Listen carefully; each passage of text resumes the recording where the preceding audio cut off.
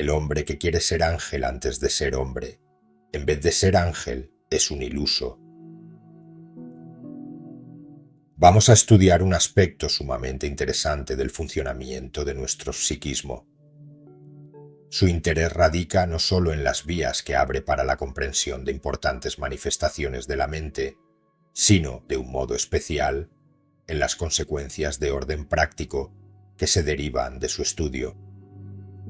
Hemos visto cómo todas las manifestaciones de nuestra vida psíquica pueden ser estudiadas desde el ángulo de la energía, ya que, en efecto, toda nuestra vida psíquica es una constante descarga de energías. Decíamos en dichos capítulos que cuando la energía se manifiesta a través del nivel afectivo, se convierte en sentimientos o emociones. Cuando lo hace a través de la mente, se traduce en interés, curiosidad, y si se expresa en los niveles físico o instintivo vital, da lugar a uno u otro de los diversos impulsos biológicos: moverse, comer, descansar, etc. Todas nuestras experiencias son el resultado de la actualización de la energía que, desde nuestro interior, fluye constantemente como resultado de los estímulos. Estímulos que pueden proceder del exterior, personas, cosas, situaciones, o ser producidos por la misma naturaleza dinámica de la energía interior, impulsos, tendencias, necesidades. En toda experiencia, esto es, en todo fenómeno de conciencia, sea del orden que sea, una percepción sensorial, un sentimiento, una idea, una sensación procedente del cuerpo, existe siempre una noción de realidad, gracias a la cual tenemos esa evidencia de la realidad de la cosa percibida, de que tal cosa es, de que existe de un modo cierto y real. Es esta noción de realidad inherente a nuestras experiencias la que se va a tratar de un modo especial. La noción de realidad se produce en el mismo sujeto. Toda noción de realidad que tenemos es producto de la energía que se descarga, que se actualiza en nuestra conciencia en el mismo instante de cada experiencia. Sea cual sea la naturaleza del fenómeno de que se trate, solo hay una fuente de esa noción de realidad, de fuerza interior, de valor subjetivo, nuestra propia energía psíquica actualizada. Aunque esta noción de realidad es única, siempre es la misma energía interior, aun cuando puede variar el grado de intensidad con que se perciba. Nosotros la aplicamos sin darnos cuenta a cada uno de los contenidos formales de la conciencia. La proyectamos a cada una de las cosas percibidas, la silla, la idea, el deseo, etc., pareciendo entonces que cada una de estas cosas tiene su realidad propia, y que es esa realidad propia de la cosa la que nosotros percibimos junto con su imagen o su aspecto fenoménico. Inconscientemente, estamos prestando la noción de realidad a las percepciones que nos llegan de dentro y de fuera de la mente. Por esto, cuando estamos optimistas y eufóricos, esto es, cuanto está circulando mayor cantidad de energía por nuestro consciente, nos interesamos por todas las cosas, y todo lo encontramos lleno de contenido y de fuerza. Pero cuando estamos deprimidos o en un estado de gran debilidad orgánica, poca energía circulante, todo lo encontramos hueco y sin sentido. Es importante distinguir con claridad esta noción de realidad implicada en cada experiencia y poderla separar del aspecto formal de la misma. Cuando sentimos hambre, por ejemplo, el hambre es el aspecto concreto y formal de la experiencia, pero la fuerza y la imperiosidad con que el hambre se presenta, aquí y ahora, y que depende de la cantidad de energía involucrada en el impulso, es su aspecto de realidad muy diferente de cuando tan solo pensamos en el hambre. Todo cuando decimos de la noción de realidad puede aplicarse igualmente a la noción de todas las cualidades básicas del hombre, tales como la fuerza interior, la voluntad, la confianza, la energía de carácter, la bondad, la comprensión, la seguridad, la iniciativa, etc. Todas esas cualidades, que son el producto directo del contacto inmediato de la energía primordial con nuestras funciones psíquicas más básicas, no podríamos apreciarlas en las otras personas si nosotros no las tuviéramos ya en nuestro interior, ni tampoco podríamos apreciarlas directamente en un grado mayor que el mismo que nosotros tenemos, de algún modo, en nuestro interior. Por lo tanto, y repitiendo lo dicho una vez más, toda experiencia, sea cual sea la naturaleza de su estímulo inicial, tiene siempre lugar gracias a la energía que se está actualizando en mí, y la noción de realidad que siento, sea de mí mismo o de la cosa exterior, es producto de esta energía interior. Toda la realidad, toda la fuerza de cada momento, está en función de esta energía que se está actualizando, que se está manifestando en mi interior. Siempre que veo algo real, algo que tiene una fuerza y un valor, no hago más que percibir mi propia fuerza interior. Las cosas del exterior que para mí tienen fuerza, realidad y valor, no son nada más que el valor de mi propia energía asociada a la imagen que yo tengo en aquel momento del exterior. Esto parecerá sorprendente a muchas personas porque no se han detenido nunca a considerar con calma tales fenómenos. Y, no obstante, el hecho es claro y contundente. Toda la realidad que atribuyo, por ejemplo, en el cine, a los personajes y a sus diversos estados anímicos, es por completo una aportación mía, es una proyección de mi propia energía y de mis estados anímicos latentes, que se despiertan, que se actualizan de un modo u otro, según sea la naturaleza del estímulo visual de la pantalla y del complementario estímulo del sonido. En la pantalla, en efecto, no hay ninguna clase de vivencia y ni siquiera hay ninguna persona que haga nada, tan solo hay imágenes, esto es, combinaciones de luz y sombras, y todo lo demás, la fuerza y el vigor de sus personajes, sus estados de ánimo, su carácter, sus sentimientos, lo ponemos nosotros de nuestra propia realidad y experiencia interior. Las imágenes de la pantalla actúan a modo de estímulos específicos que provocan en nosotros la respuesta de determinados contenidos psíquicos.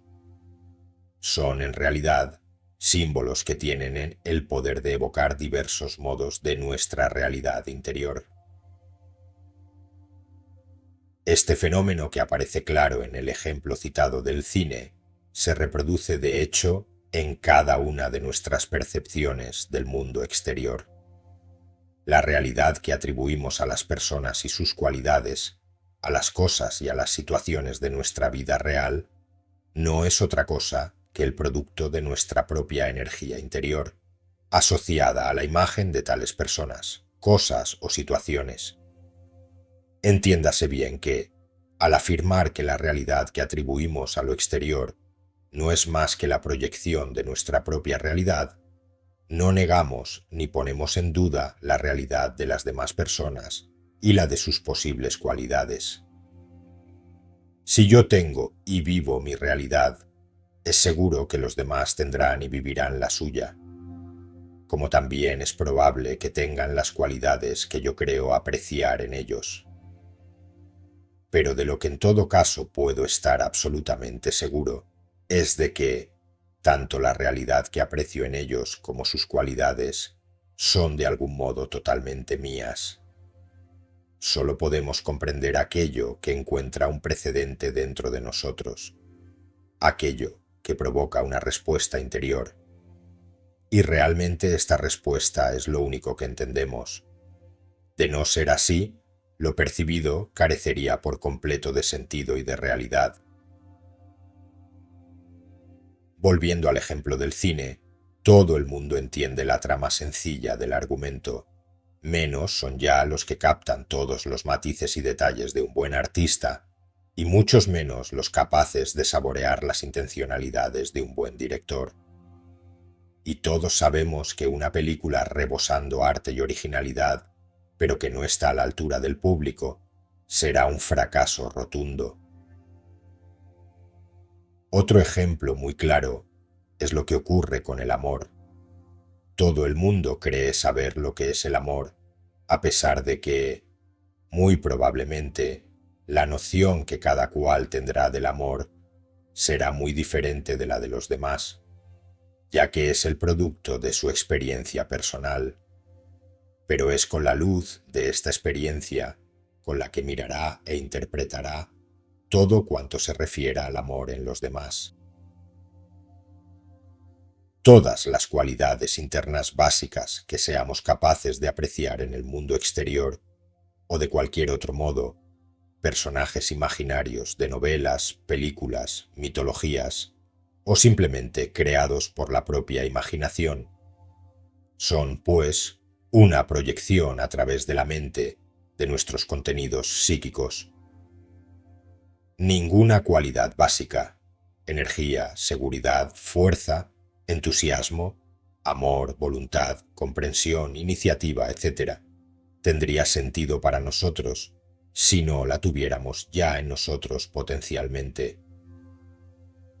El poder recibir, comprender, intuir, desear, aspirar a cualquiera de esas cualidades básicas, demuestra que la persona la posee exactamente en el mismo grado en que la puede concebir.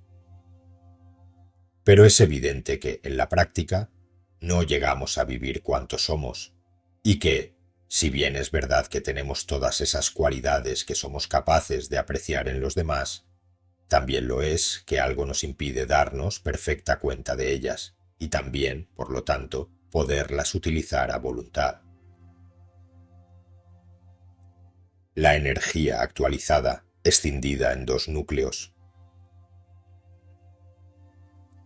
Las experiencias puedo vivirlas de dos modos: como protagonista, en tanto que experimento algo mío, o bien puedo vivirlas como espectador, en tanto que percibo algo del exterior. Hay momentos en que lo importante es lo que yo vivo, y otros en los que lo importante es lo que veo, lo que oigo, lo que existe fuera de mí. A veces lo más real es el yo, a veces lo es el no yo. Y esto guarda correspondencia con el hecho de que la energía que se actualiza en nosotros, gracias a las constantes experiencias, se escinde, se divide en dos secciones, agrupándose en nuestra mente alrededor de dos núcleos o focos completamente diferentes: el núcleo al que llamamos yo y el núcleo al que denominamos no yo, mundo, exterior, etc. Cuando me enfado violentamente, lo más importante es lo que siento en aquel momento, y lo del exterior pasa a segundo término, aunque lo exterior haya sido la causa de mi enfado. Cuando estoy hablando, exponiendo alguna idea importante, cuando estoy actuando en algo que implica responsabilidad, cuando he de moverme con energía o precisión, y en fin, siempre que hago algo en tanto que protagonista activo, en aquellos instantes me vivo a mí mismo como más importante y más real que todo lo demás. Todas estas experiencias van registradas y archivadas en mi mente en el núcleo correspondiente al yo, y allí las encontraré en todo momento, puesto que constituyen mi ser actualizado, mi realidad existencial. En cambio, cuando contemplo una obra de arte, una puesta de sol, una obra extraordinaria de ingeniería, cuando estoy viendo a una persona a quien admiro por alguna cualidad especial, o simplemente cuando asisto a un interesante partido de fútbol, lo más importante y lo más real para mí en aquel momento es aquello, lo exterior, el aplomo, la fuerza de la persona y su seguridad en sí misma. La vivencia de esas cualidades que ella despierta en mí, vivencia que es por completo mía y que es debida a mi propia resonancia interior, la asocio con la imagen que percibo de tal persona, y creo entonces que es ella quien tiene esa fuerza y demás cualidades, sin darme cuenta de que, por el momento, soy yo quien las tengo, puesto que las experimento, las siento, las vivo. Es muy posible que aquella persona tenga también realmente esas cualidades que le atribuyo, ya que su imagen y su actitud son aptas para despertarlas en mí, pero de lo único que puedo estar seguro es de que eso que siento lo tengo yo, solo que no lo vivo como mío, lo vivo en el núcleo del no yo. Nuestra vida está llena de experiencias en las que la actualización de la energía interna se ha hecho tan solo a nombre del no yo, del mundo. Lo importante de estas experiencias es que no podemos disponer de ellas, puesto que dependen del no yo, y nos obligan a depender del estímulo exterior para vivir nuestra propia realidad interior. Es como si, poseyendo yo en propiedad un gran capital, alguien hubiera ingresado inconscientemente la mayor parte de él en un banco y lo hubiese puesto a nombre de otras personas. Me encontraría de pronto con que no podría disponer de él, porque creería que no me pertenece.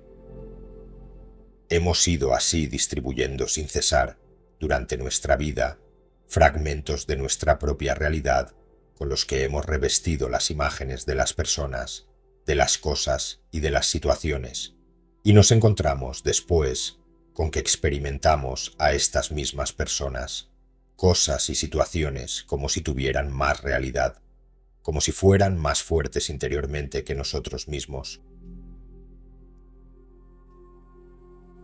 ¿Hasta qué punto son normales estos hechos? Hemos de distinguir dos hechos diferentes. Uno, el de la proyección al exterior de los valores contenidos en nosotros. 2. El de la existencia de los dos focos o núcleos dentro de la mente. Miremoslos brevemente por separado. El fenómeno de la proyección al exterior de los propios contenidos es normal mientras el ser está en proceso de desarrollo. El niño no toma conciencia directa y total de los contenidos que hay en su interior, sino que su aparición se hace de un modo progresivo, gradual, y los impulsos interiores de crecimiento psicológico se expresan casi siempre al principio mediante la admiración por quien ya tiene tal o cual cualidad bien desarrollada. El niño siente admiración por el padre, por sus maestros y, en general, por todas aquellas personas que encarnan ya en una realidad actual lo que en su interior empieza a apuntar como proyecto del futuro. La admiración que el niño siente por el padre equivale a la suma de las experiencias de fuerza, autoridad, energía, miedo, respeto, valor, protección, etc., que el muchacho ha ido viviendo a través de los años de convivencia con él y que se han ido registrando y archivando en el núcleo mental del no yo, padre del muchacho. Si el desarrollo psicológico de este niño sigue un curso normal, el núcleo de su yo irá creciendo y fortaleciéndose gracias a las constantes experiencias vividas activamente como protagonista durante la adolescencia y juventud, hasta que llegará un momento, generalmente alrededor de los 25 a 30 años, en el que, sin ningún esfuerzo especial, se incorporarán en el núcleo del yo los contenidos relativos al padre y que hasta ahora estaban en su no yo. En el instante en que tenga lugar esta absorción, el sujeto experimentará una sensación nueva, se sentirá interiormente como si él fuera a la vez él y su padre. A partir de este momento, dejará de depender en su interior de la figura paterna, aunque, al mismo tiempo, se sentirá por primera vez plenamente compenetrado con él. Habrá recuperado esa parte de sí mismo que hasta ahora estaba hipotecada a nombre del padre, y en lo sucesivo vivirá ya habitualmente con mucha mayor fuerza y solidez interior. Por desgracia, son muchas las personas que se mantienen toda la vida como eternos niños o adolescentes, con un yo experiencia anormalmente débil y pendientes en todo momento de las reacciones del no yo, del mundo que les rodea, sin conseguir integrar en la conciencia de sí mismos esa realidad que les pertenece en legítima propiedad. Son principalmente las personas que en mayor o menor grado se encuentren en este caso, es decir, con un yo experiencia débil en relación con su no yo excesivamente cargado, las que más podrán beneficiarse de la técnica de integración energética expuesta más adelante. En cuanto a la existencia de esta dicotomía o dualidad en la mente, hemos de señalar que es, asimismo, completamente normal y que todo el mundo la tiene y conserva durante toda la vida. Es normal y conveniente que existan los dos núcleos mentales en todos nosotros. Y también es normal, aunque ya no tan conveniente, el que confundamos la realidad con que experimentamos y vivimos el mundo con la realidad que ese mundo externo tiene en sí mismo. El problema no reside en el hecho de que existan dos núcleos diferentes en la mente, en realidad existen muchísimos más, sino en el hecho de que no estén coordinados entre sí y que tampoco lo estén respecto a otro centro sintetizador más elevado.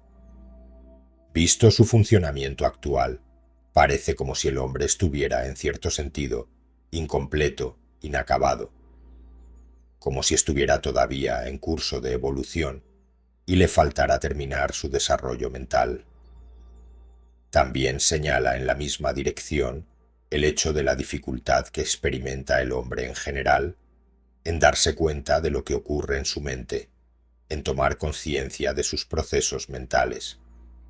Precisamente lo que señala la madurez de una persona es su mayor capacidad para ser consciente de cuanto ocurre en su interior y a su alrededor, y de integrar luego, armónicamente, todos los datos registrados. Las tres principales consecuencias de esta escisión son las siguientes. Limitación a un bajo nivel de la capacidad de autoconciencia. Establece una dependencia interior respecto al no yo. Impide que tanto el sentir como el pensar sean procesos unitarios. Limitación a un bajo nivel de la capacidad de autoconciencia. El primer efecto evidente de esta escisión de la energía total en yo y en no yo es que disminuye la capacidad de sentirse a sí mismo, que limita la fuerza y la realidad de su autoconciencia. La persona se siente más débil, pequeña, poca cosa, e incapaz de sentir lo que es en realidad. En esto coincide con el efecto de las represiones en el inconsciente. Como ya se vio anteriormente, toda experiencia se escinde en dos polos constituidos por una vivencia de sí mismo y una percepción del no yo. Aunque, como hemos visto ahora, la noción de realidad que el sujeto atribuye a ese no yo es tan solo producto de su energía interior. En cada experiencia tiende a predominar la noción de importancia o realidad de uno de los dos polos, según que el sujeto viva la experiencia como protagonista activo o como mero espectador pasivo. A veces, esta distinción no queda muy clara por el carácter vago y superficial de la experiencia, pero en otras ocasiones el predominio de uno de los núcleos es muy marcado, en las experiencias intensas y en las profundas, lo que se corresponde con el hecho de que la mente se polariza en aquella dirección, haciendo pasar a través del núcleo predominante mayor cantidad de energía que en el otro. Con cuanta mayor energía o fuerza se viva la noción del no yo o mundo exterior, menos fuerza o realidad se tendrá en el yo, ya que la descarga energética que se produce en cada experiencia es única. Por consiguiente, una persona en cuya primera parte de la vida hayan predominado con abundancia fuertes experiencias intensas del no yo, tendrá dificultad después para llegar a vivirse a sí mismo con solidez y profundidad. Estas experiencias intensas del no-yo lo mismo pueden tener un carácter positivo que negativo. En lo que respecta al efecto de debilitación del yo, el resultado será el mismo, si bien en el caso de que sean negativas, el sujeto tendrá además mucho más miedo y hostilidad. Como ejemplo típico del predominio del no-yo, sin que éste tenga un carácter aparentemente negativo, está el caso de la madre dominante, pero solícita, que no deja hacer apenas nada al niño por sí mismo. Le evita que corra riesgos, que se esfuerce, que tome decisiones. Constantemente le está indicando lo que ha de hacer y cómo ha de hacerlo. De esta manera le impide al muchacho que ejercite sus facultades activas, que desarrolle y fortalezca su yo experiencia activo. Otro caso que produce efectos similares es el de los padres que dan una educación severa y rígida al niño. Este se encuentra con que en todo momento tiene señalado de modo preciso lo que ha de hacer. Siempre ha de estar obedeciendo alguna orden, sin alternativas y sin posibilidad de la menor iniciativa. El yo del muchacho queda encogido, sin posibilidad de desarrollo. Aunque es muy frecuente que ocurra en estos casos, que cuando el muchacho llegue a mayor introyecte, es decir, incorpore a su yo la imagen, los valores y la energía de su no-yo, que está constituido principalmente por sus padres en este ejemplo, y su conducta llegue a ser un duplicado exacto del modo como se han conducido los padres respecto a él. Como ejemplos de los casos en que el no-yo adopta formas netamente negativas, podemos mencionar el de los hogares mal avenidos en los que con frecuencia el niño tiene que asistir asustado a escenas violentas entre los padres, o en los que él mismo es víctima habitual de castigos injustos, reproches o violencias. También caen dentro de esta categoría aquellos casos en los que el niño y adolescente es víctima de circunstancias ambientales especialmente duras. Muchachos que han tenido que soportar por largo tiempo los peligros e incertidumbres de la guerra, relatos de violencia, muerte súbita de familiares, escasez de alimentos, emigraciones forzadas, etc. En todos estos casos, en los que la fuerza y el signo de las experiencias del no-yo inscritas en la mente de la persona son en exceso fuertes o negativas, se produce una marcada deformación en su personalidad. Incluso prescindiendo por el momento de las represiones que tales experiencias provocarán normalmente en el sujeto y de las fuertes repercusiones que las mismas producirán en su yo-idea, efectos que estudiaremos, y ateniéndonos tan solo a las consecuencias producidas en un nivel más primario, como lo es el de las experiencias, podremos observar la formación de una serie de rasgos típicos. La persona adopta una actitud de supeditación y de autolimitación que le incapacitan para asumir responsabilidad, para sacar un amplio rendimiento de sí mismo y para convivir en un plano de igualdad con sus semejantes. Se siente inferior a la mayoría de quienes le rodean, pero es un modo de sentirse inferior que, en el caso de que no existieran las complicaciones de las represiones de las que hablábamos hace un momento, no le produciría resonancias angustiosas. Sería un sentirse inferior de un modo natural, sin complejos, sin malestares y sin necesitar compensaciones.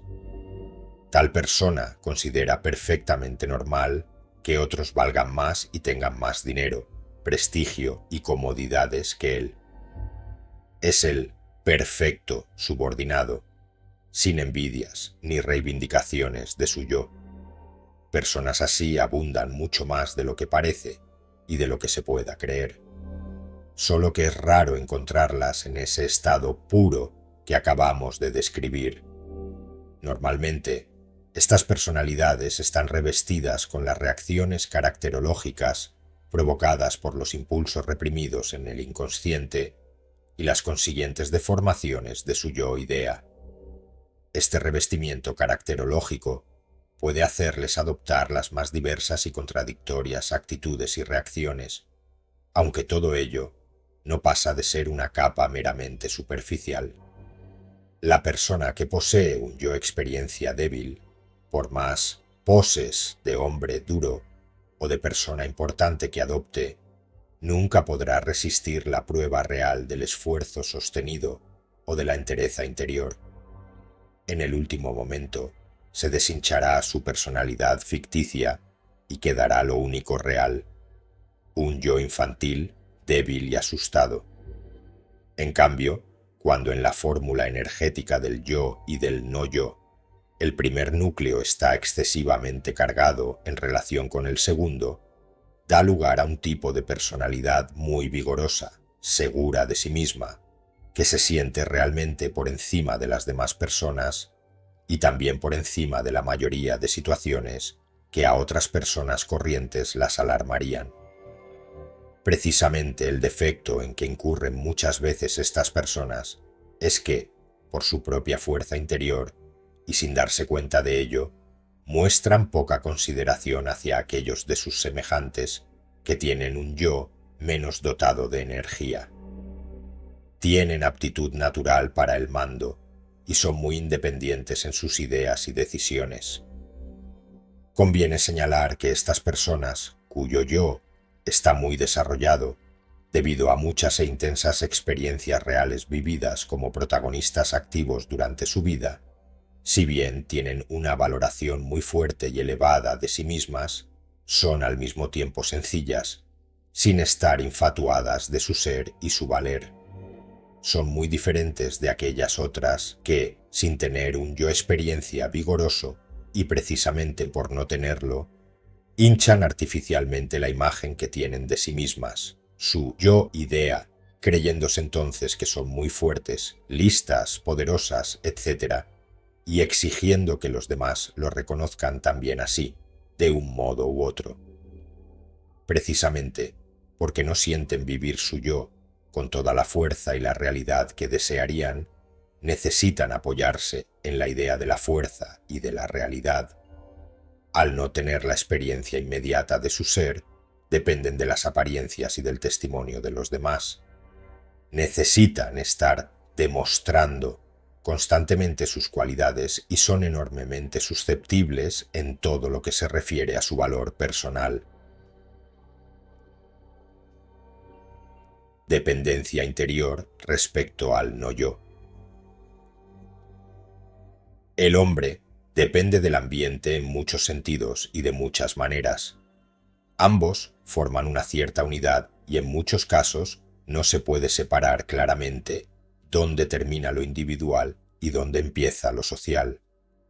Lo que siente el joven enamorado que está con su prometida no se puede deslindar de lo que ésta siente hacia él y, en cierto sentido, la única unidad que hay allí es el sentimiento amoroso que les incluye a los dos. Además, es evidente que el hombre depende del ambiente en sus aspectos biológico, afectivo, intelectual y espiritual, no solo para recibir del exterior lo que necesita como materia prima para la formación y subsistencia de sus estructuras, sino también como medio en el que expresar sus propios contenidos y elaboraciones, constituyendo en conjunto un constante proceso de intercambio y colaboración. Pero no es esta clase de dependencia a la que nos referimos aquí al hablar de dependencia interior. Esta dependencia general que acabamos de mencionar es de tipo dinámico, como todo proceso que dimana de los mecanismos naturales de la vida. Es el modo de la constante renovación y recreación de todo lo vivo. La dependencia particular a que nos hemos de referir como consecuencia de la escisión o dualidad básica de la mente es, por el contrario, de tipo estático. No es para renovarse, sino para reiterarse. No es el utilizar las cosas para autoexpresarse, sino que es el adherirse a ellas y retenerlas para repetir una y otra vez la misma resonancia interior de energía y realidad que en su día evocaron al ser experimentadas por primera vez. Se recordará que al estudiar las experiencias profundas, explicamos cómo la situación exterior que la persona está percibiendo en el momento de la experiencia queda asociada a la fuerte vivencia interna, de modo que dicha situación concreta queda retenida dentro de la mente y condiciona en lo sucesivo la conducta, haciendo que la persona tienda a repetir una y otra vez aquella situación. Mirando ahora este hecho a la luz de lo que hemos explicado sobre la escisión de la energía en dos núcleos, podemos ver que cuando en la experiencia predomina la noción de la propia realidad del sujeto, principalmente en las experiencias en las que la persona es protagonista activa, cuando habla, grita, corre, decide, siente intensamente, piensa o expresa algo del modo que sea, la energía se polariza en el núcleo del yo. En cambio, cuando en la experiencia predomina la noción de la importancia de la situación exterior, que ocurre especialmente si el sujeto tiene una actitud más bien pasiva o de espectador, la energía se polariza en el núcleo del no yo. Pero, recordémoslo una vez más, tanto en un caso como en el otro, la energía tiene siempre la misma procedencia interior. En ambos casos, la imagen de la situación exterior queda fuertemente registrada dentro de la mente y establece en el yo un condicionamiento de dependencia hacia ella. Cuando predomina la noción del yo, el sujeto queda condicionado porque la situación concreta exterior sirve de estímulo para renovar esta vivencia de sí mismo, según explicamos detalladamente en el citado capítulo que trata de las experiencias. Y cuando predomina la noción del no yo, el condicionamiento se produce porque es tal persona, cosa o situación la que el sujeto vive como más real o más importante, y es la que le permite sentir esa resonancia interior de importancia y realidad, resonancia que le parece no podría sentir de otro modo, ya que cree firmemente que dicha fuerza y cualidad es inherente tan solo a la naturaleza de aquella persona o situación.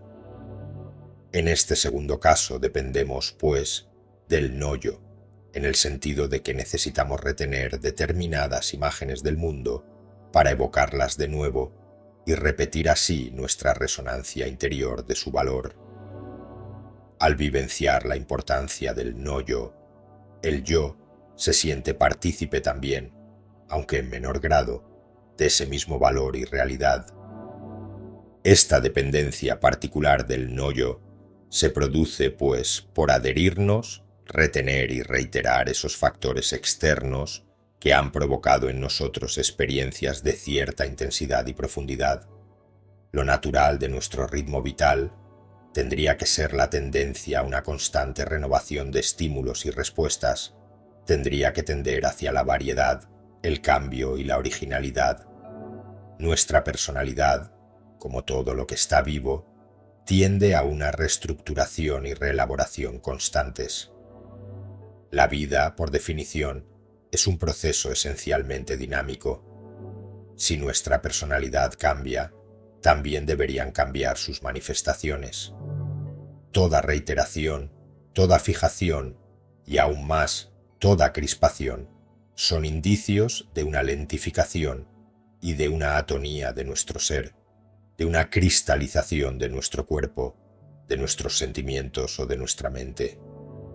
Y si bien la relativa permanencia de las formas, del cuerpo, por ejemplo, nos indica que en ese proceso dinámico general hay unos ritmos más lentos que otros, el cuerpo conserva la permanencia de su forma más tiempo que las ideas o los sentimientos. Ello debería indicarnos, tan solo en ese universo, siempre cambiante, hay unos puntos relativamente estables que sirven al hombre de punto de referencia para medir y manejar lo más móvil, del mismo modo que se toma la posición de la Tierra, del Sol o de otra estrella para medir posiciones, velocidades y movimientos de otros cuerpos más rápidos. Nuestras tendencias temperamentales tienen mayor permanencia en nosotros, por ejemplo, que nuestros rasgos caracterológicos. Nuestras ideas y valores básicos conservan mayor estabilidad que los estados de ánimo, etc. Pero todo, absolutamente todo cuanto existe, está sujeto dentro de su propio ritmo, a un perenne movimiento de cambio, de renovación, sea en una línea de evolución, de conservación o subsistencia, o de involución. Al adherirse, pues, el hombre a determinadas cosas del exterior, contraviene hasta cierto punto lo que debería ser su norma natural. Al vivirse a sí mismo de un modo tan limitado, forzosamente necesita apoyarse en el exterior. Lo que no siente de sí mismo en sí mismo lo siente, parcialmente, en el otro, en el no-yo, en el mundo. La presencia de las personas que nos aman, nos protegen o nos admiran, se convierte en el apoyo indispensable de nuestra necesidad de plenitud afectiva, la de las personas fuertes, seguras de sí mismas y poderosas, en el apoyo de nuestra necesidad de plenitud energética, la admiración hacia las personas sabias e inteligentes, en el apoyo de nuestra necesidad de plenitud intelectual, y así sucesivamente. Nos agarramos a determinadas formas del exterior, no por razones de seguridad, éstas aparecerán después, sino sencillamente por la fuerza de realidad, por el contenido energético que asociamos a ellas y que queda después asociado a su representación. En cada experiencia no vivimos toda nuestra realidad individual, toda la energía que se ha actualizado. Vivimos como sujeto tan solo una parte, la que integra el yo experiencia, y el resto de esta energía realidad actualizada la vivimos solo asociándola al objeto de la experiencia. Y solo reactivando o repitiendo la misma experiencia, volveremos a sentir la parte de realidad asociada al no-yo. Reteniendo y reiterando, pues, todas las experiencias importantes que tenemos del no-yo, sentimos revivir en nuestro interior una resonancia más plena. Solo así conseguimos reunir el máximo de nuestra propia realidad interior. Un ejemplo claro lo tenemos en el niño. Necesita de la presencia de sus padres, maestros, amigos mayores, compañeros, juguetes, animales, objetos, etc. Es decir, de todas cuantas cosas del exterior han producido en él respuestas energéticas, experiencias de cierta intensidad. El conjunto de todo esto con él mismo forma su mundo, no ya en un sentido meramente conceptual, sino en el sentido de conciencia de realidad. Una parte de su noción de realidad puede vivirla ya directamente por sí mismo, el yo experiencia, pero el resto la tiene distribuida por su mundo y, al retener ese mundo suyo, está intentando retener con él la noción de fuerza y realidad inherente en su mundo, que de otro modo se le escaparía. El niño, pues, se adhiere a las formas del mundo, no solo para sentirse seguro, sino también y en primer lugar, para vivir su capacidad de realidad. Todos nosotros buscamos como objetivo primordial de nuestra vida la experiencia de la plenitud y de la realidad total. Esta búsqueda tiene lugar, la mayor parte de las veces, de un modo inconsciente, y también, casi siempre, a través de objetivos más superficiales. Riqueza, poder, ser amado y admirado, sabiduría, etc., tal como se estructura nuestro psiquismo, según hemos ido viendo hasta ahora, una parte de nuestra realidad total, esto es, de nuestra energía total, la vivimos directamente en calidad de yo experiencia. Otra parte queda retenida en nuestro inconsciente por las represiones de toda índole que han tenido lugar durante nuestra vida. Una tercera parte queda en estado potencial por falta de los estímulos necesarios para su actualización. Ocurre esto principalmente en nuestros niveles superiores. Y en fin, una última parte queda distribuida a través del núcleo del no-yo, en todas aquellas imágenes procedentes del exterior que han sido objeto de experiencias más o menos importantes. Existe otra clase de condicionamiento mental respecto al no-yo, o si se quiere, otro nivel en el que la mente se adhiere a determinadas formas concretas del mundo exterior. Nos referimos al condicionamiento producido a partir de la estructura y dinamismo del yo-idea. El yo-idea lo constituye el conjunto de representaciones mentales que el sujeto se va formando acerca de sí mismo y cuyo dinamismo tiende a la realización de los contenidos del yo idealizado. El yo-idea, junto con su proyección, el yo idealizado, se constituyen en el eje de valoración y selección de todo cuanto la persona encuentra en el mundo que le rodea. Por el hecho de que el sujeto se apoya en la necesidad de creerse admirado, aceptado, protegido, seguro, poderoso, inteligente, etc., tiende con toda su fuerza a aceptar y adherirse a cuantas personas, ideas, cosas y situaciones van a favor de tal necesidad y, al mismo tiempo, tiende a rechazar decididamente todo cuanto parece oponerse a dicho fin. La adhesión incondicional a las ideas o imágenes seleccionadas por su carácter reafirmativo del yo-idea le da al sujeto una sensación tal de seguridad que le convierte en verdadero esclavo y servidor de tales ideas o representaciones de personas, cosas y situaciones.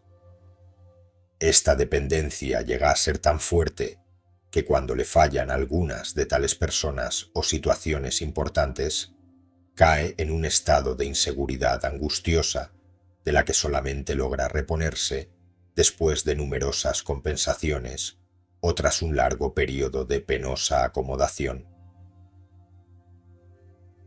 Esta dependencia dimanante del yo-idea se instaura en la persona en un estrato más superficial y cronológicamente posterior a la producida en el nivel del yo-experiencia, y que es la que estamos comentando en este segundo apartado sobre las consecuencias de la dicotomía mental. En la práctica, no obstante, ambos tipos de dependencia se superponen y se fusionan, dando lugar a fuertes fijaciones de hechos y situaciones producidas tanto por una como por otra motivación. Sea cual fuere el motivo y la clase de las dependencias que una persona tenga establecidas dentro de sí, en la medida en que consiga aumentar el contenido positivo y la conciencia de su yo-experiencia, irá adquiriendo interiormente una conciencia de sí mismo más sólida e independiente. Se convertirá en una personalidad vigorosa que no dependerá, para sentir su yo seguro, de nada exterior, y que tendrá siempre disponible una gran capacidad de energía y de decisión. Elegirá libremente, cosa que antes no podía hacer por sus condicionamientos. Aquellas ideas que le parezcan estar más en concordancia con su lógica y su intuición, y se adherirá a aquellos valores más representativos de sus experiencias internas y de sus aspiraciones. Pero todas esas ideas y todos esos valores serán tan solo un medio con el que expresar los contenidos positivos de su personalidad, una vía de expresión de su yo, y no puntales o muletas en los que el yo se apoya para no desmoronarse o para no sentirse angustiado. Empezará a ser sí mismo, de modo consciente y libre. Empezará a poder vivir en función de lo positivo que hay en sí mismo. Solo entonces podrá iniciar con seguridad de éxito el desarrollo de sus facetas expansivas, esto es, el desarrollo de nuevas dimensiones de su personalidad. Sea en el campo que sea, la solidez e independencia interna del yo es condición previa indispensable para una acción creadora eficiente, objetiva y perseverante. Lo mismo en la esfera de los negocios que en la de la técnica o en la vida espiritual, si el sujeto no está disponible de un modo íntegro, sólido y estable, no hay éxito completo posible. Hay un dicho, no sé dónde, que dice más o menos: El hombre que quiere ser ángel antes de ser hombre, en vez de ser ángel, es un iluso. Algunos aprenden las lecciones que hacen madurar la personalidad empujados por las circunstancias y reaccionando inteligentemente en los tropiezos y desengaños. Otros siguen tropezando toda la vida sin mayor resultado que desesperarse y lamentarse por su mala estrella. Dichosos aquellos que tienen suficiente discernimiento para aprender la lección de la experiencia ajena y se ponen a trabajar con ahínco en su consolidación interior antes de lanzarse a aventuras temerarias con el optimismo ciego de la inconsciencia. Impide que tanto el pensar como el sentir sean procesos unitarios. La dualidad de nuestra conciencia de realidad se proyecta a través del nivel afectivo y del nivel mental, dando lugar a infinidad de problemas y complicaciones artificiales. El sentir y el pensar dejan de ser procesos unitarios, como deberían serlo, y se convierten en procesos dobles. Las cosas se sienten y se valoran simultáneamente, por un lado, según la noción de realidad de sí mismo y de las experiencias asociadas al yo, y, por otro lado, las mismas cosas se valoran según la noción de realidad del mundo que se posee dentro de sí. Cada uno de los dos núcleos se erige en base de un sistema de valores con realidad y sustantividad propia. Cada cosa se piensa y se siente en función de las dos escalas de valores. Y aunque el sujeto suele identificarse en cada momento con uno de ellos, y este es entonces el que se vive como más real y el que prevalece en su conducta de dicho momento, el otro deja también sentir su presencia en forma de reacciones afectivas y de comentarios, que pueden ser de oposición, de crítica o de reafirmación, según los casos. Es el origen del diálogo interior, que intenta en todo momento satisfacer valores contrarios y armonizar ideas contradictorias. La tendencia a establecer las dualidades como valores absolutos incapacita a la persona para alcanzar una visión y una experiencia superior de los mismos problemas que la existencia le plantea, sin posibilidad de integrar los términos de todas las dualidades básicas en una realidad intuida experimentalmente que a la vez los trascienda y los unifique. Se puede vivir de modo unitario la totalidad de la propia energía psíquica, dado que todos los elementos que producen la escisión están dentro de la mente, y que igualmente lo está la energía psíquica en todas sus modalidades, es natural que, en principio, sea factible conseguir la total reunificación de las energías dispersas. Ahora bien, en la práctica, y teniendo en cuenta que tenemos un modo de vivir que no conviene cambiar más que de un modo gradual, esta integración de energías no hay que buscarla con demasiado ahínco ni producirla de un modo demasiado brusco. Es conveniente que el hombre conserve sus dos núcleos, el del yo y el del no yo, para que pueda seguir viviendo adaptado a sus hábitos mentales y a los de la sociedad que le rodea, como hasta ahora. Lo que sí es de extraordinaria utilidad y sin ninguna contraindicación es aprender las técnicas que nos puedan conducir al siguiente resultado: transferir cargas definidas de energía del núcleo del no yo al del yo. Este es el aspecto práctico aplicable de un modo más inmediato por todas las personas en general, y especialmente por aquellas cuyo no yo está sobrecargado de energías en detrimento del núcleo del yo. La técnica de esta transferencia es la que estudiaremos en este capítulo, y para quien pretende conseguir no ya una normalización de su personalidad, sino un desarrollo muy superior de su conciencia, se plantea otro objetivo: tomar conciencia de la fuente de nuestra energía interior y aprender a centrar la mente en dicho punto de un modo estable. Con esto la mente aprende a estar situada más allá de los dos núcleos del yo y del no yo, y, desde allí, consigue manejar los contenidos de ambos sin identificarse con ninguno de ellos. Esto es muy laborioso de conseguir y corresponde a la etapa más avanzada de trabajo interior. Su comprensión es útil para entender los estados internos a que se refieren frecuentemente algunos místicos y ciertos maestros espirituales de Oriente cuando hablan de la liberación o del estado impersonal. Efectos principales producidos por la reintegración de la energía.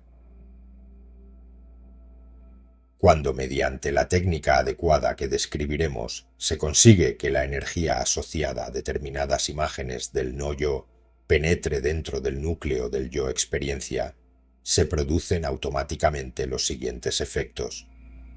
1. Aumenta en fuerza y consistencia la conciencia de sí mismo.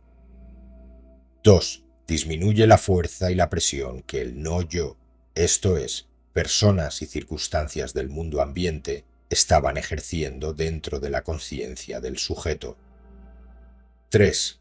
Como consecuencia de los dos hechos anteriores, se aflojan las tensiones con los consiguientes mecanismos defensivos que estaban en acción. En efecto, al incrementarse la conciencia del yo, se produce un aumento de la seguridad y confianza en sí mismo, así como un marcado ascenso de la propia capacidad de acción.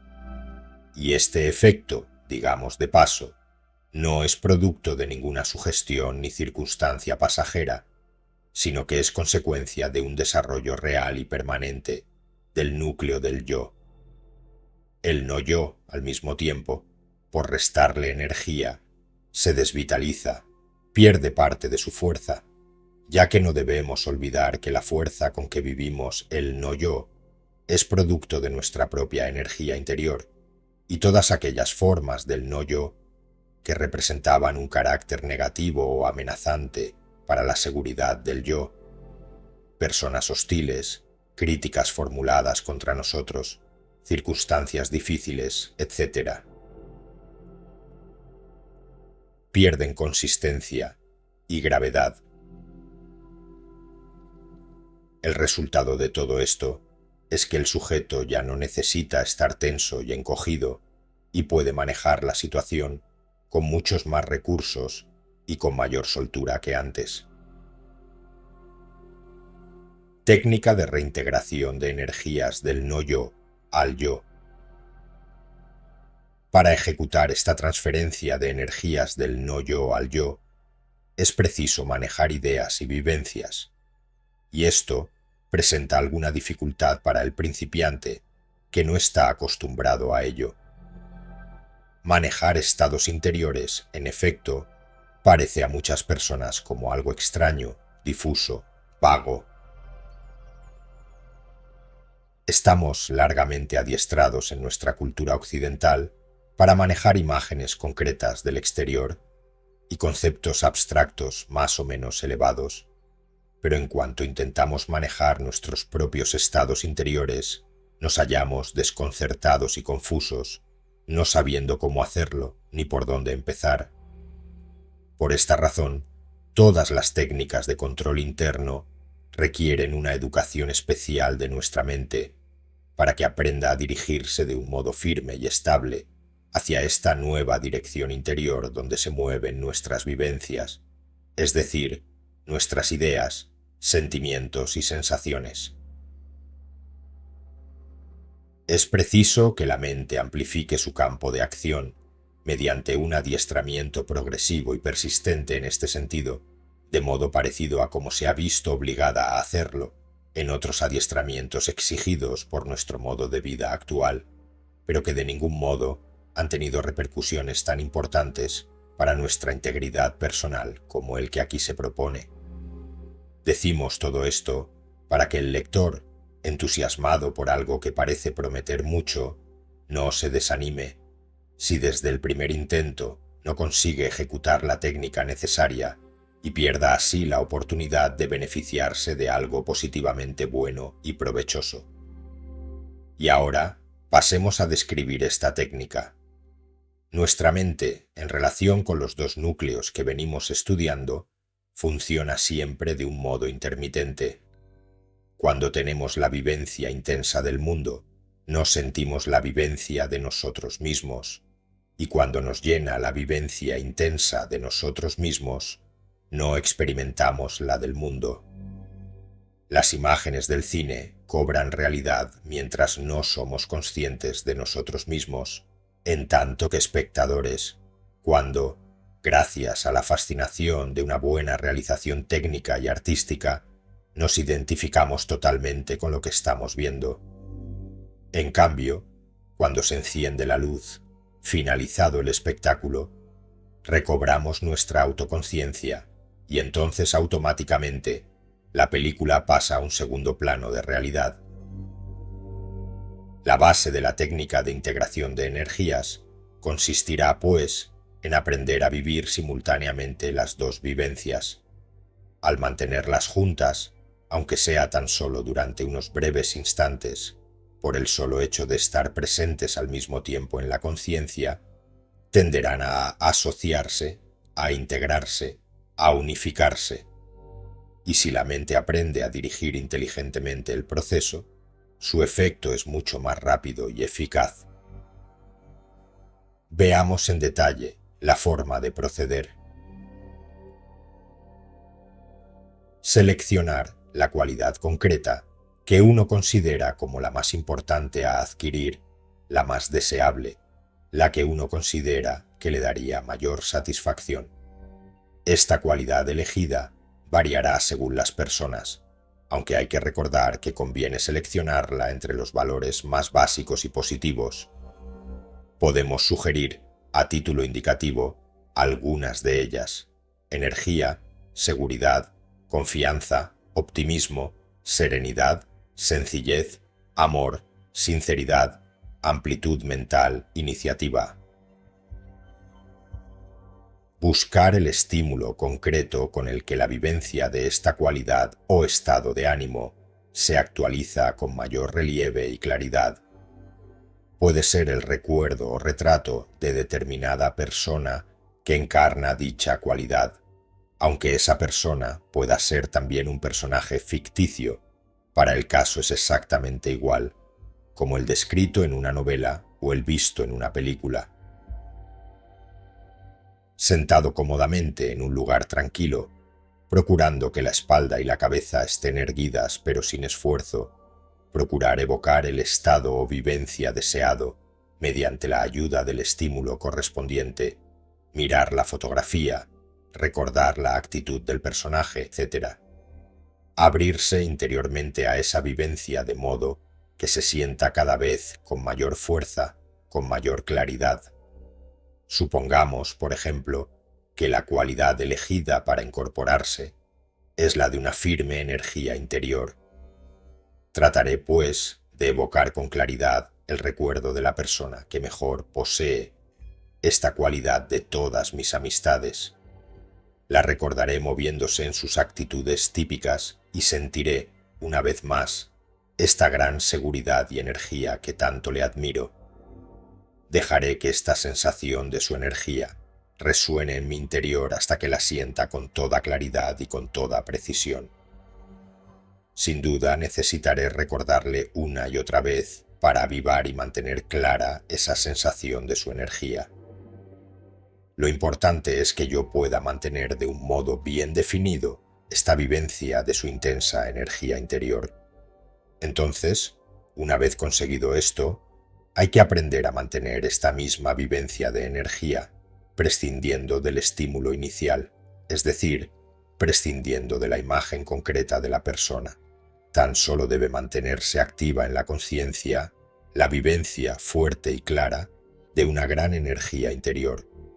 Para conseguir este resultado se requieren normalmente unas 8 o 10 sesiones.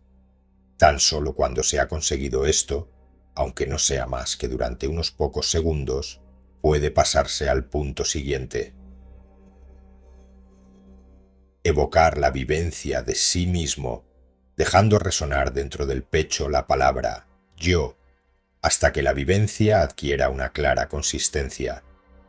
Nótese que no se trata de pensar de un modo conceptual en el yo, sino de despertar ese sentimiento profundo que se siente en la vida cotidiana cuando uno dice yo quiero, yo deseo, yo siento, etc. Cuando la vivencia del yo se ha despertado de un modo claro y fuerte, hay que procurar mantenerla en la conciencia durante unos instantes, para lo que es útil ir repitiendo mentalmente yo, yo, yo. Ahora que ya se ha conseguido despertar a voluntad y mantener en la conciencia tanto la vivencia del yo como una vivencia determinada del no yo, es necesario aprender a mantener presentes las dos al mismo tiempo. Esto presentará alguna dificultad debido al modo alternante con el que funciona nuestra mente, como ya hemos mencionado antes. Al principio, solo se conseguirá aproximarse a esta simultaneidad pasando con cierta agilidad y delicadeza de la una a la otra, diciéndose mentalmente con calma, yo, energía, yo, energía. Este último paso que estamos comentando puede facilitarse asociando progresivamente ambas ideas. Así puede repetirse mentalmente con calma y evocando las correspondientes vivencias. Esta energía, la de la otra persona, la siento yo. Esta energía está en mí. Esta energía es mía. Esta energía soy yo. De esta manera, al unificar ambas ideas, se unifican al mismo tiempo sus contenidos energéticos. Se notará que la última frase cuesta algo más de decir que las demás, pero en cuanto se consiga hacerlo, se experimentará una nueva sensación que corresponde a la nueva experiencia de absorber en el yo consciente la energía evocada del no yo. El ejercicio en conjunto, cuando se ha alcanzado el pleno dominio de todas y cada una de sus fases, apenas ha de durar más de 5 o 6 minutos. Conviene dedicarse al trabajo de absorción de una sola cualidad, repitiendo el ejercicio completo tantos días como sean necesarios para que todo el valor o la fuerza que contiene el no yo respecto a la cualidad seleccionada haya quedado plenamente absorbida y asimilada. Hay que evitar, por lo tanto, el dejarse llevar por el impulso a variar cada día el tema o estímulo de integración. Cuando se alcanza cierta práctica en esta técnica, tal como se ha descrito, pero no antes, puede acelerarse el proceso de la absorción, centrando la atención directamente sobre la vivencia de la cualidad a actualizar, sin necesidad de ninguna fórmula ni de ningún otro proceso intelectual. La atención centrada sobre la vivencia y mantenida así, con estabilidad, aunque sea por muy breves momentos, 2 o 3 minutos serían más que suficientes para producir una integración completa si se fuera capaz de mantener una atención perfecta sobre la vivencia. Conducirá asimismo en pocas sesiones a un grado muy estimable de crecimiento energético del yo. El ejercicio descrito puede hacerse a cualquier hora, pero conviene dentro de lo posible que esta hora sea todos los días la misma. Recordemos que antes de intentar hacerlo en la forma completa, tal como se ha expuesto, es conveniente detenerse los días que sean necesarios para adquirir con suficiente claridad y rapidez lo requerido en el punto tercero. Este ejercicio, además de los efectos señalados, es también excelente para el control de la mente. Bien ejecutado, no tiene ninguna contraindicación. Esta técnica que hemos recomendado aquí no es nueva. Ha sido conocida y practicada, siempre con resultados excelentes, por millares de personas desde hace varios siglos en la India y en el Tíbet.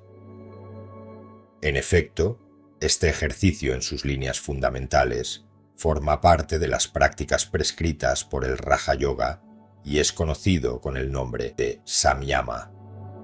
Quizás extrañará a muchas personas que estas técnicas, siendo tan eficaces, no sean más y mejor conocidas en Occidente. La explicación de este hecho Hemos de buscarla en la particular idiosincrasia de las minorías selectas de Oriente que se han dedicado con una entrega completa al estudio y dominio de las fuerzas de la mente humana. Incondicionalmente, han preferido aplicar los beneficios de estas técnicas al perfeccionamiento interior y a la vida mística, con un desprecio total de lo que representa el aspecto material de la vida y aún mayor hacia toda clase de propaganda y publicidad. Pero, evidentemente, las técnicas son operativas por sí mismas y pueden ser aplicadas de modo indistinto tanto en los niveles superiores de la mente, vida espiritual, como en los planos más concretos de la mente personal, vida corriente normal. Otras técnicas. Existen otras técnicas que conducen igualmente a la integración energética de los dos núcleos de la mente. Uno de los medios para conseguirla, ya lo hemos mencionado, es el simple proceso evolutivo natural. A medida que con el tiempo la persona va madurando psicológicamente, y nos referimos aquí a una verdadera madurez, producto de la plena asimilación consciente de las experiencias de la vida, y no al mero desinterés o apatía como efecto del envejecimiento, se verifica de modo progresivo la unificación de muchos de los contenidos energéticos de ambos núcleos. Esto se traduce en una mayor serenidad y en una desidentificación de su autoconciencia personal con varios de los valores superfluos o efímeros del mundo que le rodea. La vida auténticamente religiosa produce, entre otros, este efecto de la unificación energética. Cuando la persona consigue vivir de un modo habitual con la conciencia de que Dios actúa a través de su personalidad de la misma manera que se manifiesta a través de sus semejantes y de cuantas cosas ocurren en su vida, se produce poco a poco la unificación de los contenidos del yo y de los del no yo en un nuevo núcleo superior situado en la tríada de los niveles superiores de la personalidad, en el que la noción viva de Dios resuelve en una unidad trascendente esa dualidad experimentada en el nivel psicológico. Queremos mencionar otra técnica que se refiere a una fase superior del desarrollo de la personalidad creadora, derivada de las prácticas del antiguo taoísmo y del budismo zen. Para darle un nombre más gráfico y familiar, podríamos denominarla judo mental. En los libros de J. Krishnamurti se encuentran también claras indicaciones de esta técnica. En esencia, podemos resumir esta técnica como sigue. El hombre vive con una actitud alternante de identificación con el yo y con el no yo. Al hablar con alguien, cuando estoy atento a lo que quiero decir, dejo de prestar plena atención a lo que el otro me está diciendo, y cuando presto de veras mi atención al otro, dejo de ser consciente por unos instantes de lo que yo quiero decir. Esto escapa muchas veces a la autoobservación general de la gente, porque no distinguen con suficiente claridad los rápidos cambios que efectuamos de una atención profunda a una atención superficial. Cuando se amplía esa capacidad de autoobservación, los vaivenes de la atención se perciben directamente y aparece con gran claridad el intermitente predominio del núcleo del yo y el del no yo. Quizá se verá esto más claro con otro ejemplo. Una persona que está hablando ante un auditorio se apoya mentalmente en el núcleo del yo, mientras que quienes la están observando y escuchando con atención se apoyan en el núcleo del no yo. Si cualquiera de los oyentes tuviera de repente que subir al estrado y ponerse a hablar, se vería obligado a hacer un gesto de conmutación mental por el que pasaría a apoyarse en el yo. Ahora bien, ¿qué pasaría si aprendiéramos a estar simultáneamente atentos al yo y al no yo, apoyarnos a la vez y con la misma intensidad en ambos núcleos? Pues sencillamente que se integrarían los contenidos energéticos de un núcleo y del otro, y pasaríamos a experimentar un nuevo estado de conciencia superior con una capacidad totalmente nueva de valoración y de reacción. Esto es lo mismo que ocurre en las etapas superiores de la práctica del judo. Si estoy pendiente de la llave que yo podría hacer en este momento, descuido o relego a segundo término la vigilancia del contrario y quedo en inferioridad de condiciones. Por el contrario, si estoy atento al menor movimiento del contrincante, no permanezco suficientemente a punto para tomar mi mejor iniciativa. Solamente cuando consiga mantenerme despierto por igual respecto a mí mismo y respecto al adversario, esto es, atento y abierto simultáneamente al yo y al no yo, estaré en condiciones óptimas de acción y de reacción, puesto que tanto la una como la otra tendrán lugar de un modo instantáneo, sin reflexión alguna, dirigidas por la potentísima y fulgurante mente impersonal. Exactamente el mismo proceso puede transponerse a cualquier nivel psicológico.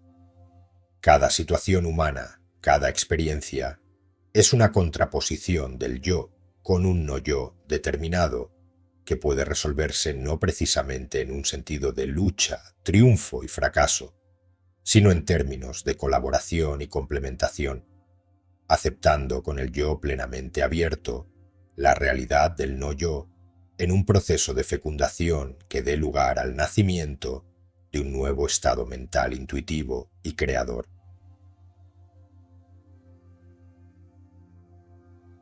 Algunas aclaraciones complementarias. Casi invariablemente al exponer la materia de este capítulo, surgen diversas dudas y objeciones sobre alguno de los puntos expuestos, sea por la total novedad del tema tratado, sea por chocar a primera vista con las ideas habituales, o hasta con la experiencia corriente vivida en un nivel superficial. Por ello, creo conveniente responder por anticipado a las preguntas más corrientes que probablemente desearía formularme el espectador o lector. ¿Cómo es posible que yo pueda llegar jamás a ser tan inteligente como determinado genio matemático, por ejemplo, Einstein, a quien tanto admiro? Es cierto que usted puede llegar a actualizar todas aquellas cualidades básicas que es capaz de reconocer y de admirar, y la inteligencia ciertamente es una cualidad básica. Por consiguiente, usted podrá desarrollar plenamente la misma altura y profundidad intelectual que ve en Einstein, porque, en realidad, lo único que le permite comprender de un modo directo la inteligencia de este genio es precisamente su inteligencia de usted. Todo cuanto sea inteligible para usted lo es gracias a su propia inteligencia.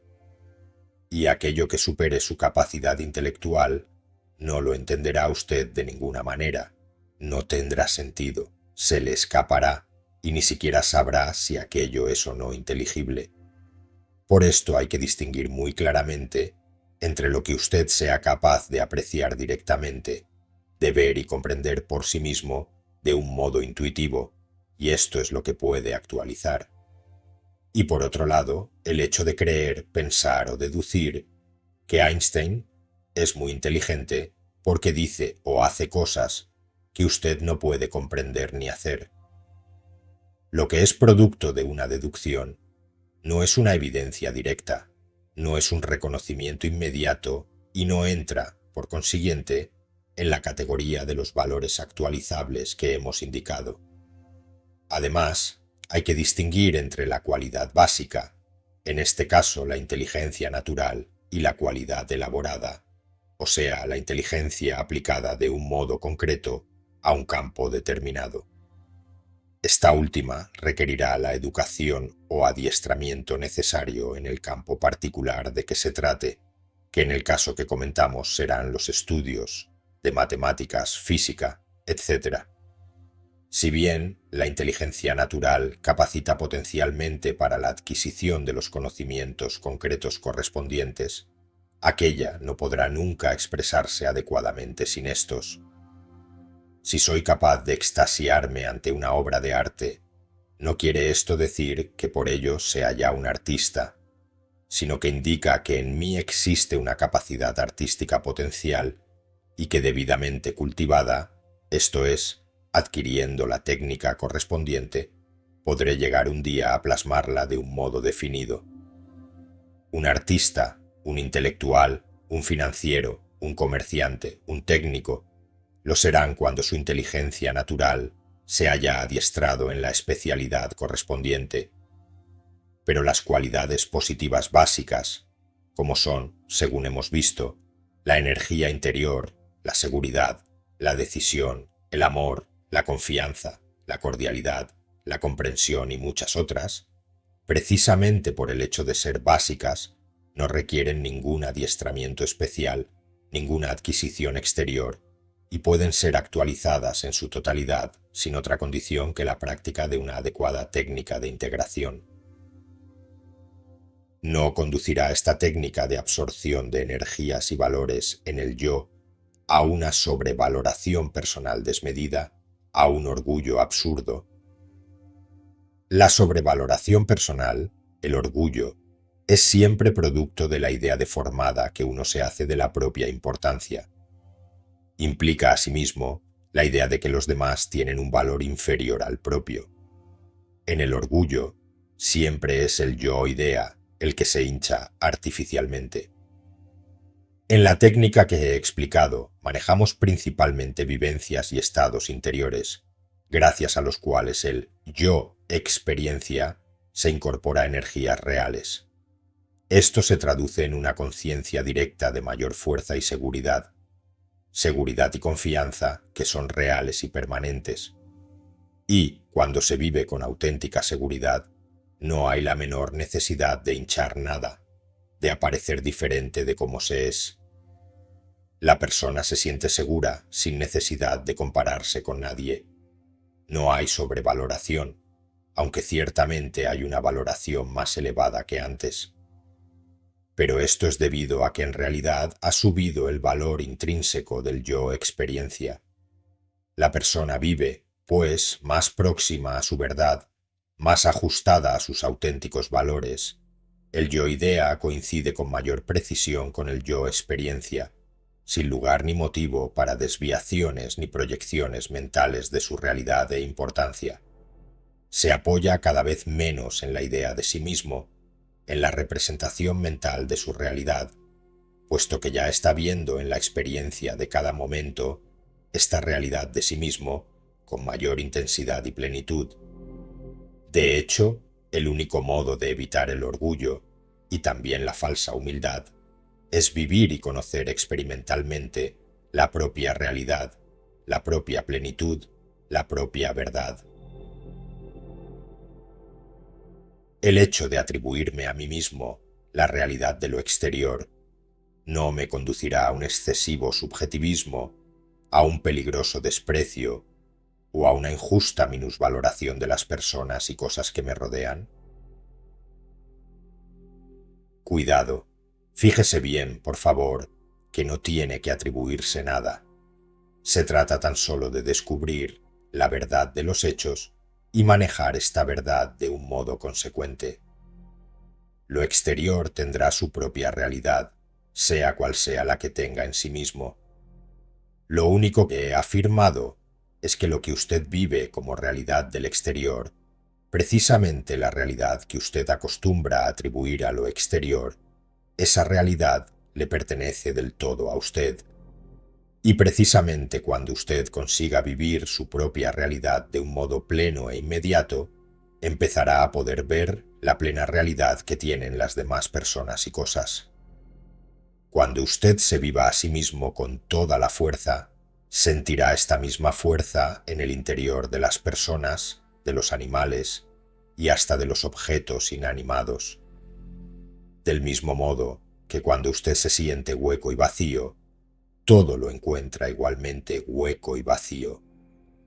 Cuando usted viva toda la fuerza de su realidad interior, reconocerá lo mismo en los demás, y solo a partir de entonces empezará realmente a sentir un sagrado respeto hacia cada ser viviente. Solo entonces empezará a valorar a las personas y cosas con su máximo, justo y verdadero valor. Al vivirse usted mismo de un modo directo, inmediato, empezará a poder vivir lo otro, lo exterior, igualmente de un modo directo e inmediato. Únicamente podemos descubrir la realidad íntima de nuestros semejantes pasando a través de nuestra propia íntima realidad. La técnica que usted propone viene a ser una especie de autosugestión, más o menos disfrazada, ¿no es eso? No, señor. La técnica descrita no opera por los mismos mecanismos que la sugestión. Precisamente en otro momento trataremos la autosugestión y veremos que actúa directamente, sin necesidad de disfraz alguno.